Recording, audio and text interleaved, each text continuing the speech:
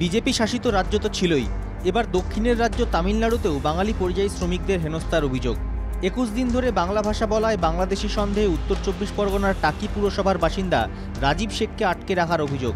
পরিবারের দাবি, 22শে জুলাই রাজীব শেখ সহ আরও কয়েকজনকে ধরে নিয়ে যায় তামিলনাড়ুর পেরেমবালা থানার পুলিশ।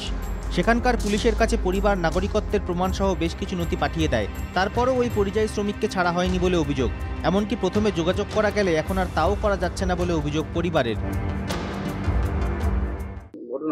ও তামিলনাড়ুতে কাজ করে দীর্ঘ 5 বছর ধরে।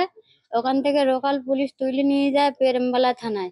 নিয়ে গিয়ে ওকে ছাড়ছে না, ডকুমেন্ট চেলো, ডকুমেন্ট দিলাম, দেওয়ার সত্ত্বেও বলছে এখন ছাড়বো না, কথাটা ঠিক মতন হয় না। বাবা বাংলায় কথা বলে বলে বাবাকে লোকাল থানার পুলিশ ধরে নিয়ে গেছে। বিগত আজ প্রায় 21 দিন হতে যাচ্ছে। প্রেমবালা থানা বাবাকে ধরে নিয়ে গেছেন এবং বাবাকে ছাড়ছেন না। ওরা একটাই কথা বলছে, তুমি বাংলাদেশি, তুমি বাংলায় কথা বলো মানে তুমি বাংলাদেশি। পরিবারের তরফে সমস্ত নথি পাঠানোর পরও কেন ছাড়া হচ্ছে না তা নিয়ে প্রশ্ন উঠতে শুরু করেছে।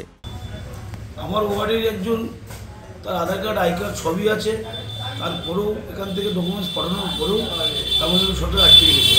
আমি চাইবো যে যত দ্রুত ছেড়ে দিকে, সেটা আমি চাইবো। সম্প্রতি ভিন রাজ্যে বাংলার পরিযায়ী শ্রমিকদের হেনস্থার অভিযোগে উত্তাল রাজ্য রাজনীতি।